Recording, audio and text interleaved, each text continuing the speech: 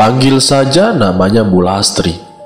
Beliau menceritakan tentang salah satu keluarganya, yaitu anak kandungnya sendiri. Sebut saja namanya Rahayu, yang akan menggunakan jasa perias pengantin Bu Tanti. Bu Lastri yang akan menikahkan anaknya, dengan harapan Rahayu akan cantik di hari bahagianya itu. Riasan pengantin yang dimiliki Bu Tanti ini cukup terkenal di daerahnya dengan riasan yang bagus, dan harganya pun cukup terjangkau. Rahayu sendiri sempat terpesona dan juga terkagum-kagum dengan kualitas riasannya Bu Tanti. Bahkan bukan hanya Rahayu saja, tapi banyak masyarakat yang memuji riasannya Bu Tanti. Pernah satu waktu, ada salah satu warga menikah dan dirias oleh Bu Tanti. Pesonanya itu luar biasa, dan itulah awal mulanya Bu Lastri menginginkan jasa rias pengantin yang tidak lain Bu Tanti untuk merias anak kandungnya. Namun saudaranya Bu Lastri yang mendengar kabar kalau keponakannya akan dirias oleh Bu Tanti, yang merupakan perias pengantin yang melakukan ritual pesugihan, dan saudaranya Bu Lastri satu kampung dengan Bu Tanti, yang dimana ia sudah mengetahui latar belakang kehidupan Bu Tanti. Sebut saja namanya Bu Rani. Tanpa membuang-buang waktu, ia langsung menghubungi Bu Lastri yang merupakan kakak kandungnya. "Mbak, sampean bener mbak kalau mau menggunakan jasa riasnya Bu Tanti." Saat itu pun Rahayu yang tengah duduk di samping Bu Lastri. "Aku ingin menggunakan jasanya Bu Tanti karena bagus riasannya. Banyak kok yang sudah menggunakan jasanya beliau. Mbak, kalau bisa Mbak cari rias pengantin yang lain saja, jangan Bu Tanti. Kenapa saya datang jauh-jauh dari desa sebelah ke sini? Karena ada beberapa kejadian terkait dengan Bu Tanti saat beliau merias pengantin. Tolong dengarkan sebentar, Mbak. Adik suami saya kemarin itu mengalami kejadian yang sangat mengenaskan. Adik suamiku meninggal setelah 1 minggu semenjak dirias oleh Bu Tanti. Jadi saya kesini tujuannya bukan mau menakut-nakuti sampean, Mbak, tapi tolong kalau bisa Mbak cari perias pengantin selain Bu Tanti." Jelas Bu Rani. Tapi saat itu Rahayu dan juga Bu Lastri menolak dan bahkan tidak menghiraukan apa yang disampaikan oleh saudaranya. Mereka tetap kekeh akan menggunakan jasa rias pengantin yang tidak lain Bu Tanti. "Dengar ya Mbak, saya mencoba untuk mengingatkan sekali lagi, ini bukan hanya terkait dengan adik suami saya di kampung, tapi sudah ada beberapa orang yang sudah mengalami musibah akibat dirias oleh Bu Tanti. Memang hasil riasannya sangat bagus. Saya pun menyaksikan bagaimana adik suami saya itu begitu mempesona, sampai saya pun tidak bisa mengenalinya. Tapi ada salah satu tetanggaku, seminggu setelah dirias Bu Tanti, anak itu didatangi oleh seekor ular sangat besar sekali, dan anehnya kepala ular itu menyerupai wajah Bu Tanti. Awalnya orang tua anak itu tidak percaya, sampai akhirnya mereka datang kepada praktisi. Namun belum sempat datang ke praktisi, anak itu sudah meninggal dunia dengan wajah yang biru kecut seperti habis digigit ular. Nah, setelah kejadian itu, praktisi itu menjelaskan kalau penyebab meninggalnya anak itu ada kaitannya dengan rias yang digunakan oleh Bu Tanti. Untuk jaga-jaga, mendingan sampean cari perias yang lain saja, Mbak." Bu Lastri dan Rahayu yang mendengar cerita itu sama sekali tidak merasa khawatir. Mereka tetap kekeh akan menggunakan jasanya Bu Tanti. Bu Rani pun merasa khawatir, namun ia hanya bisa pasrah. Tapi sebelum Bu Rani pamitan dengan kakak kandungnya, Bu Rani sempat bilang kepada Rahayu, "Jika sesuatu terjadi sama kamu, tolong kabari bule ya, karena kamu memang mengharapkan jasanya Bu Tanti. Nanti sebelum terjadi sesuatu sama kamu, tolong kamu beritahu apa yang kamu alami ketika selesai diriasi.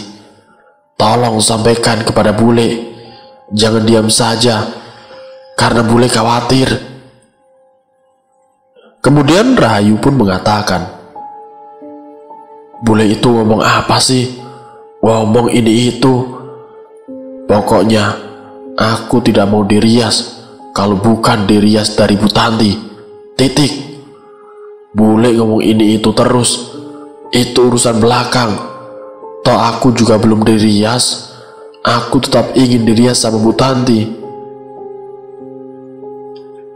Dan apa yang dikatakan oleh Rahayu didukung oleh Bu Lastri, termasuk keluarganya mereka. Dan usahanya Bu Rani yang menjelaskan itu semua terbilang sia-sia. Selang beberapa minggu, sehari sebelum acara resepsi pernikahan Rahayu digelar, Bu Rani dan suaminya datang ke rumah Bu Lastri. Esok harinya, Bu Rani pun sempat mengobrol dengan Bu Tanti. Bu Tanti meminta agar salah satu kamar itu dikosongkan untuk merias Rahayu. Itu permintaan dari Bu Tanti. Dan bukan itu saja yang dikatakan oleh Bu Tanti, tapi beliau juga meminta nama-nama anggota keluarga yang sudah meninggal, yaitu ibu kandungnya Bu Lastri, bapak kandungnya, termasuk beberapa anggota keluarga yang sudah meninggal.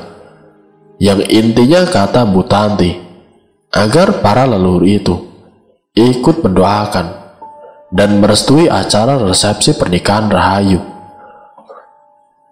Permintaan itu sangat dipertanyakan oleh Bu Rani. "Aneh, sejak kapan ada perias meminta nama-nama orang yang sudah meninggal?"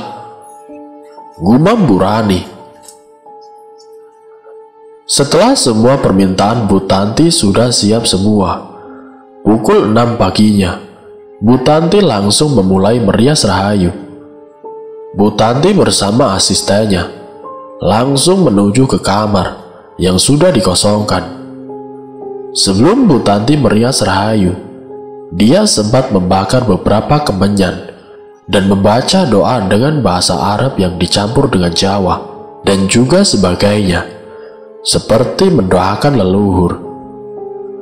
Kegiatan itu pun disaksikan banyak orang, termasuk Bu Lastri, Bu Rani, dan Rahayu. Apa yang dilakukan oleh Bu Tanti bagi Rahayu itu adalah hal yang wajar, karena sebelum melakukan perhiasan yang sebaiknya berdoa dulu. Tujuannya agar para leluhur merestui acara resepsi pernikahannya. Rahayu sama sekali tidak merasa janggal, tapi berbeda dengan Bu Rani. Karena di saat Bu Tanti sedang membaca doa-doa, Bu Rani dengan suaminya sempat merasakan ada aura yang sangat aneh di kamar itu. Suaminya Bu Rani yaitu Pak Agus. Pak Agus sempat merasakan kalau Bu Tanti seperti mengajak perewangan. Jadi di kamar itu muncul sekelebat bayangan hitam yang masuk ke tubuh Bu Tanti dan beberapa sosok perewangan yang berwajah sangat cantik. Sosok itu pun dilihat oleh anaknya Bu Rani yang usianya baru 4 tahun. Saat itu Bu Rani yang sadar anaknya melihat sesuatu yang gaib. Anak itu segera digendong.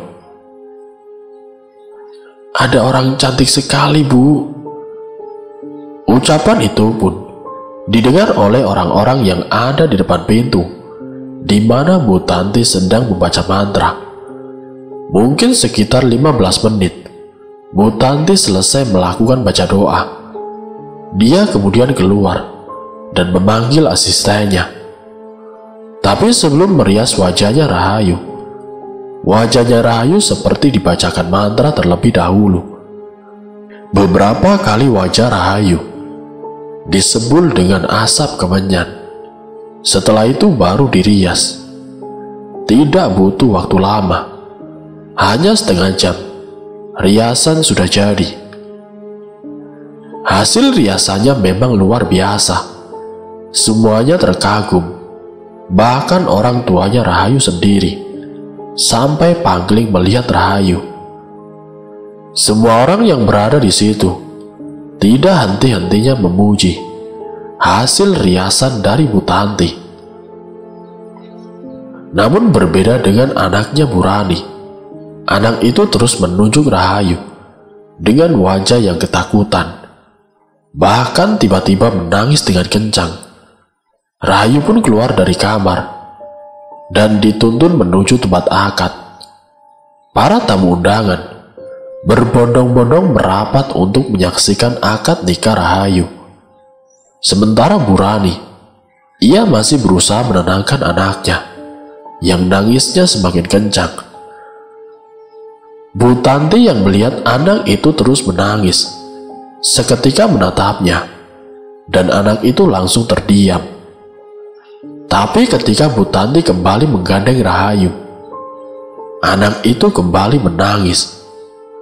Bu Rani merasakan ada yang janggal, tapi hal itu tidak membuat Rahayu ataupun orang tuanya khawatir. Menurut mereka semua itu sama sekali bukan hal yang aneh. Wajar kalau anak kecil rewel dan menangis. Sampai acara akad nikah selesai, warga yang datang pun terus-menerus memuji riasan Bu Tanti.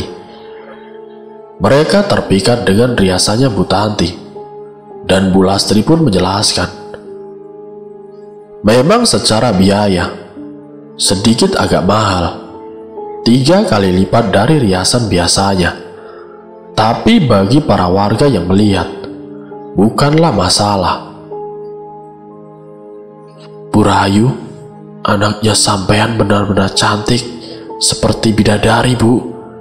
Kalau saya punya anak perempuan, pas nikahan nanti, saya pengen pakai jasanya Bu Tanti. Para tamu yang mempunyai anak perempuan sangat terkagum dengan hasil riasan Bu Tanti.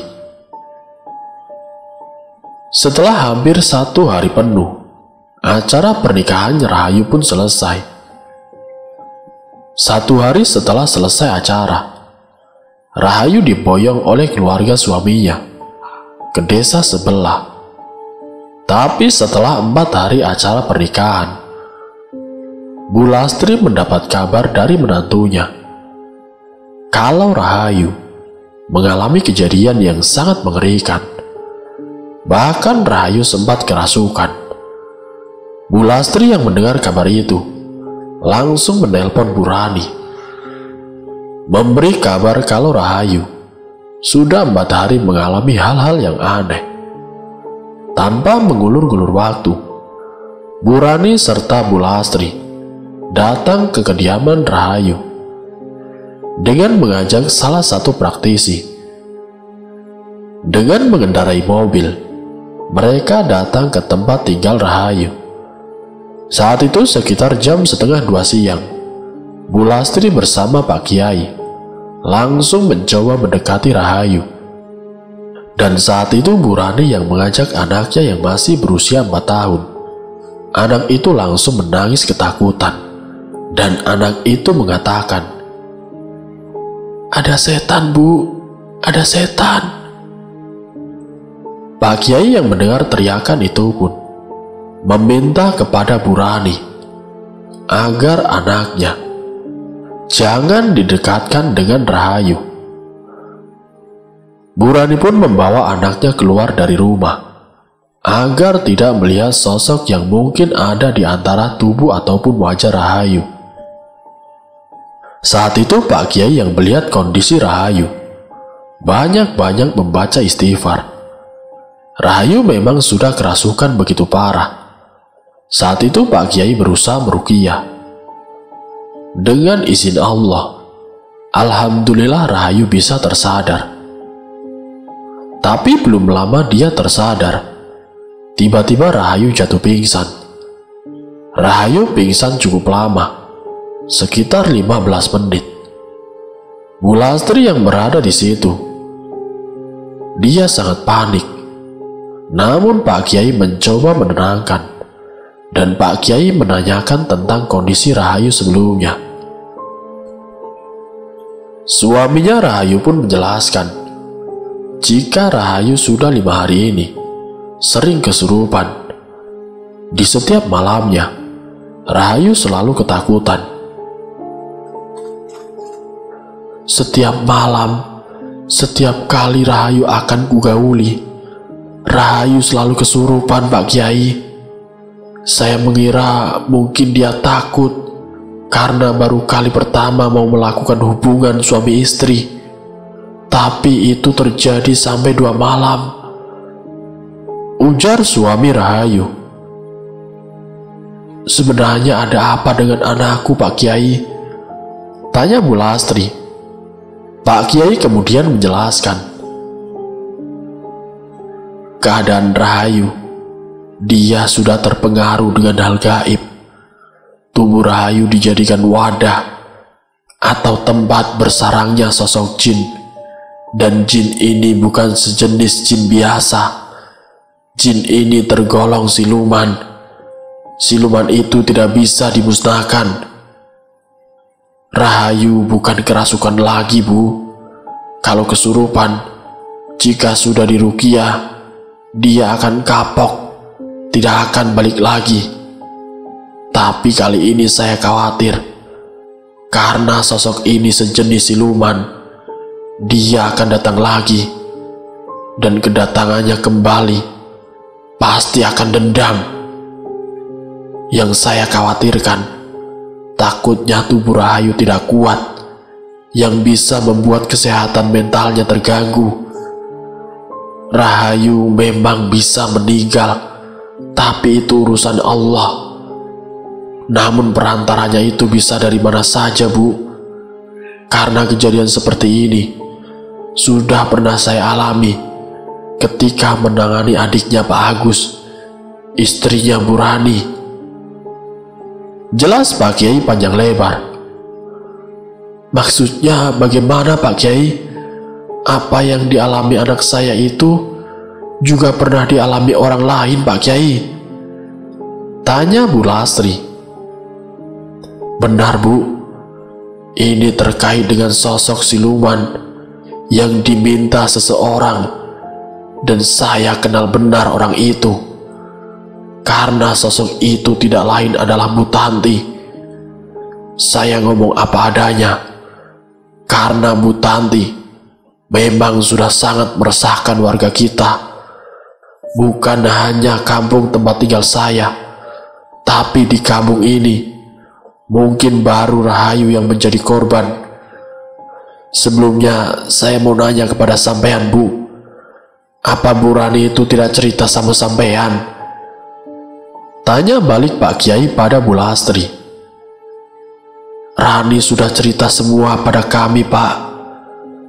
Tapi saat itu, anak saya, suami saya, menginginkan jasanya dari Bu Tanti. Jawab Bu Lastri. Iya, Pak Kiai. Saya sudah mencoba menasehati kakak saya. Tapi ya sudahlah, semuanya sudah terjadi. Yang paling penting, nanti sebelum maghrib, tolong jaga Rahayu baik-baik. Jangan sampai sosok siluman itu balik lagi ke sini. Potong Bu Rani. Pak Kiai, tolong anak saya, Pak. Bu Lastri pun semakin panik. Pak Kiai pun saat itu meminta kepada Bu Lastri, kalau dia diizinkan, dia akan menunggu sampai maghrib. Bu Lastri pun mengizinkan Pak Kiai untuk menunggu sampai malam tiba. Singkat ceritanya, maghrib pun telah tiba. Dan saat azan terdengar, Rahayu tiba-tiba kerasukan kembali. Mungkin sosok yang pergi saat itu balik kembali. Dan secara tiba-tiba, Rahayu yang tadinya tertidur langsung terbangun dan mencoba untuk menyerang Pak Kiai. Saat itu Pak Kiai ada di ruang tengah, sedang mengobrol dan menunggu bagaimana perkembangan Rahayu. Tapi di saat maghrib tiba, semua orang yang berada di rumah itu dibuat panik atas tingkahnya Rahayu. Bu Rani dan suaminya pun langsung menuju ke arah kamar di mana teriakan suaminya Rahayu terdengar. Saat itu Rahayu berusaha berontak keluar kamar untuk menghampiri Pak Kiai yang sedang duduk di ruang tamu. Pak Kiai pun langsung berdiri ketika melihat sosok yang merasuki tubuh Rahayu. Keduanya sempat ada komunikasi. "Kamu keluar sekarang juga," ujar Pak Kiai. "Kamu sudah ikut campur urusanku, dasar manusia," ujar sosok yang ada di dalam tubuh Rahayu. "Kalau aku sudah ikut campur, mau apa kamu?" Pak Kiai pun langsung membaca ayat-ayat ruqyah yang membuat sosok itu kelabakan sampai tubuh Rahayu jatuh pingsan. Dan saat Rahayu jatuh pingsan, Pak Kiai menyuruh orang yang ada di situ, "Tolong diangkat ke tempat tidurnya, dan setelah ini kalian semua sholat maghrib. Dan siapa yang mau menjaga Rahayu?" "Saya, Pak Kiai," ujar suaminya Rahayu. Pak Kiai pun menganggukkan kepala. Setelah Pak Kiai melakukan sholat maghrib, saat akan berzikir, Pak Kiai mendengar suami Rahayu berteriak, "Pak Kiai, Rahayu berontak, Pak. Tolong Pak Kiai." Saat mendengar teriakan tersebut, Bu Lastri yang hendak berzikir ikut terlonjak kaget. Mereka pun bergegas keluar dan langsung menuju ke arah kamarnya Rahayu. Dan saat itu suaminya berusaha memeluk tubuh Rahayu. Tapi yang terjadi, tubuh suaminya direntakkan sampai dia terjengkang, jatuh terkapar di lantai. Dengan sakit yang dirasa, dia berusaha memegangi Rahayu. Tapi sosok yang merasuki Rahayu tiba-tiba berkata, "Hahaha, jangan harap anak ini bisa kembali," ujar sosok yang ada di dalam tubuh Rahayu. Pak Kiai pun berusaha memegangi kepala Rahayu sembari berkomunikasi dengan siluman itu. Keluar kamu sekarang juga," ujar Pak Kiai. "Mau apa kau, Kiai? Kamu sudah ikut campur urusanku. Aku bawa semua prajuritku ke sini," ujar sosok itu. Ucapan siluman itu sempat didengar oleh anggota keluarga Rahayu yang membuat mereka ketakutan karena sosok itu datang dengan prajuritnya. Dan memang hawa di rumah itu berubah menjadi dingin dan panas, menjadi sangat mencekam. Banyak suara-suara yang muncul, seperti suara geraman hewan buas. Pak Agus sempat bilang kepada Pak Kiai, "Tolong Pak Kiai, ini bagaimana Pak Kiai?" Pak Kiai dengan tenang menjelaskan, "Kalian baca zikir, baca tasbih, dan juga sholawat. Semoga dengan tasbih dan sholawat bisa melindungi kalian semua." Sementara itu Pak Kiai berusaha untuk mengalahkan sosok yang merasuki tubuh Rahayu. Semoga Allah memberikan izin agar Pak Kiai bisa menolong Rahayu. Saat itu Rahayu yang masih menantang Pak Kiai. Secara tiba-tiba, tubuh Pak Kiai terjengkang sampai jatuh ke lantai, dan di bagian bibirnya sampai mengeluarkan darah. Pak Kiai pun kemudian bangun duduk bersila dengan bacaan-bacaan zikir. Dengan bacaan itu membuat tubuh Rahayu gemetar. Tapi Rahayu masih berusaha menyerang Pak Kiai. Dengan tubuh yang gemetar, membuat keluarganya bingung harus bagaimana. Mau memegang tubuhnya Rahayu, tapi masih kuat karena sosok yang merasuki tubuh Rahayu masih bersemayam di sana. Mereka pun hanya bisa berzikir dan juga sholawat. Pak Kiai yang saat itu juga sedang berzikir, bersilah dengan memejamkan mata, meminta pertolongan. Ya Allah, lindungilah aku ya Allah. Keluarkanlah sosok yang ada di dalam tubuh Rahayu. Saat Pak Kiai terbangun dan menarik sorbannya, menghempaskan ke arah tubuh Rahayu sampai berkali-kali, tapi tetap saja sosok itu enggan keluar. Justru sosok itu akan membawa Rahayu. Aku akan membawa tubuh ini, ujar sosok itu. Kamu tidak akan bisa membawa tubuh anak itu. Atas izin Allah, keluarlah kamu dari tubuh anak ini. Allahu Akbar, Allahu Akbar. Dengan menyebut kalimat takbir atas izin Allah, alhamdulillah sosok itu pun telah pergi, membuat Rahayu kembali jatuh pingsan.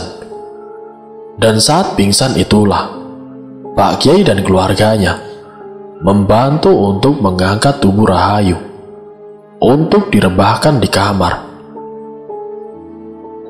Setelah hampir kurang lebihnya 15 menit, Rahayu yang tersadar diminta oleh Pak Kiai untuk mengambil air wudhu. Walaupun dalam keadaan dia yang masih sangat lemas, dengan tujuan agar sosok siluman yang merasuki Rahayu tidak datang kembali. Setelah Rahayu mengambil air wudhu, Pak Kiai meminta izin untuk keluar rumah. Pak Kiai mengelilingi rumah itu dengan membaca ayat kursi, dan kegiatan itu pun disaksikan oleh Pak Agus. Dia menemani Pak Kiai mengitari rumah Rahayu sampai 3 kali, yang tujuan utamanya adalah agar sosok itu tidak mampu untuk masuk ke rumah Rahayu atau membentengi rumah Rahayu. Singkatnya, setelah selesai mengitari rumah itu, Pak Kiai masuk ke dalam dan menjelaskan kepada keluarga Rahayu. Kondisi Rahayu insya Allah akan baik-baik saja. Semoga Allah memberikan perlindungan. Tapi tolong Bu Lastri, jaga Rahayu yang saat ini masih lemah, kondisi fisiknya yang sangat tidak stabil. Sebaiknya semua anggota keluarga, kalau bisa jangan tertidur malam ini. Jaga Rahayu, karena saya khawatir sosok siluman itu akan datang lagi. Jelas Pak Kiai. Mendengar penjelasan dari Pak Kiai, Bu Lastri mengatakan kepada Pak Kiai, kalau misalkan sosok itu datang kembali bagaimana Pak Kiai? Tanya Bu Lastri khawatir. Insya Allah Bu, atas izin Allah, semoga apa yang saya lakukan dengan memagari rumah ini, dengan izin Allah, dengan ridha Allah, insya Allah sosok itu tidak akan masuk ke tubuh Rahayu lagi. Tapi suara benturan maupun suara geraman mungkin akan datang, tapi tidak akan masuk. Mendengar penjelasan dari Pak Kiai, suaminya Rahayu meminta kepada Pak Kiai, tolong Pak Kiai, jaga istri saya malam ini. Jangan sampai apa yang dikatakan Pak Kiai itu benar-benar terjadi. Saya takut kalau nanti malam apa yang dikatakan ini benar-benar terjadi. Pinta suami Rahayu. Dengan izin kalian, saya akan menjaga Rahayu. Semoga Rahayu tidak mengalami hal yang saya jelaskan tadi. Lalu kemudian, Pak Kiai pun duduk dan istirahat di dalam rumahnya Rahayu, ditemani oleh suaminya Rahayu, termasuk Pak Agus. Ya, mereka semuanya laki-laki. Mereka mengobrol di ruang tengah, sembari menjaga Rahayu. Apakah benar nanti sekitar jam 1 dini hari, sosok itu akan datang kembali? Dan apa yang diduga dan disangka oleh Pak Kiai akan benar-benar terjadi? Bismillah, kita banyak berdoa saja. Semoga tidak terjadi apa-apa. Mereka semua belum istirahat sama sekali sedari tadi siang. Rahayu pun sudah terlelap sejak pukul 10 malam. Detik demi detik terus berdetak sampai waktu menunjukkan pukul 1 dini hari. Tepat pukul 1 dini hari, terdengar suara dentuman begitu sangat keras dari atap kamarnya Rahayu, yang membuat semua orang, termasuk Pak Kiai, sangat kaget mendengar dentuman itu. Astagfirullahaladzim, ada apa itu Pak Kiai? Mereka pun bergegas untuk keluar. Saat keluar dari rumah, terlihat ada sinar merah yang berkali-kali menghantam genteng di mana Rahayu berada di bawahnya. Mereka menyaksikan secara langsung sinar merah itu, seperti berkali-kali ingin menembus kamar di mana Rahayu saat itu tertidur. Saat itu Pak Kiai meminta untuk semuanya berzikir dan membiarkan sosok itu berkali-kali menyerang. Dan di saat Pak Kiai bersama anggota keluarga yang lain melihat benturan sinar merah di atap kamarnya Rahayu, saat itu Pak Kiai bersila duduk di halaman rumahnya Rahayu. Beliau mengepalkan tangannya sembari membenturkan ke tanah, sampai suaminya Rahayu bertanya, "Ada apa Pak Kiai? Kenapa bisa begini Pak Kiai?" Semoga apa yang dilakukan kembali kepada orangnya. Biar dia tahu rasa, karena ini sudah keterlaluan, jawab Pak Kiai. Maksudnya bagaimana Pak Kiai? Dia menginginkan Rahayu sebagai syarat pesugihan. Siluman ini adalah sosok pelaku pesugihan, dan ini tidak main-main. Rahayu akan dijadikan tumbal. Sosok ini sosok pesugihan, bukanlah sosok jin yang merasuki ketika dikeluarkan dan sudah tidak akan kembali lagi. Ini sosok siluman, sosok yang suatu saat akan dendam dengan maksud dan tujuannya, yaitu mengambil nyawa Rahayu. Penjelasan Pak Kiai yang secara langsung didengar oleh semua keluarga Rahayu membuat mereka semua geram. Mereka pun berjaga-jaga agar Rahayu tidak terbangun dan keluar dari rumah. Setelah Pak Kiai menjelaskan semua permasalahan, yang tidak lain adalah sosok siluman yang ingin mengambil nyawa Rahayu sebagai syarat tumbal pesugihan perias pengantin, Rahayu pun terbangun tepat pukul dini hari. Rahayu pun terbangun langsung ketakutan. Bu Lastri sebagai seorang ibu langsung memeluknya, dan beliau pun menjelaskan apa yang dikatakan oleh Pak Kiai. Bu Rani pun menambahi, Rahayu, kau ingat ketika dulu bule pernah bilang tentang jangan rias di Bu Tanti, tapi kamu ngeyel kan? Ini yang bule khawatirkan Rahayu. Rahayu pun hanya bisa terdiam sembari menangis ketakutan. "Pak Kiai, lalu ini bagaimana Pak Kiai?" tanya Bu Lastri khawatir. "Yang penting Rahayu sekarang baik-baik saja. Semoga dengan kejadian ini, Rahayu maupun keluarga bisa mengambil hikmahnya," ujar Pak Kiai, sembari menjelaskan bagaimana caranya agar terhindar dari hal-hal yang tidak diinginkan, terutama hal gaib. Sekitar jam 3:30 dini hari, mereka benar-benar tidak istirahat sampai subuh tiba, dan mereka melakukan sholat berjamaah. Dan setelah sholat subuh itu selesai, keadaan sudah mulai tenang kembali. Pak Kiai bersama Pak Agus dan juga Bu Rani pamit untuk pulang.